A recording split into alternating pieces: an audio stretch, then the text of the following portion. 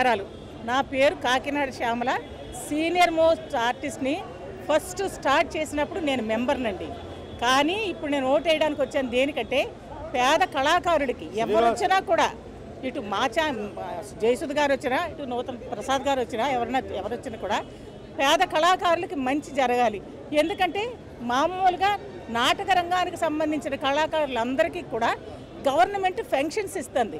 అదేవిధంగా ఈ movie artist అసోసియేషన్లో పేదవాళ్ళు ఎవరైతే ఉన్నారో వాళ్ళని ఇక్కడ ఆంధ్ర తెలంగాణని చూడకుండా తెలంగాణ సీఎం గారు కూడా దయదలిస్తే వారు పెద్ద మనసు పెట్టుకొని వాళ్ళు కూడా ఏదైనా పెన్షన్స్ కానీ ఇల్లు కట్టించి ఇవ్వడం కానీ చేస్తే చాలా పేద కళాకారులకి చాలా మంచి చేసినట్టు అవుతుంది.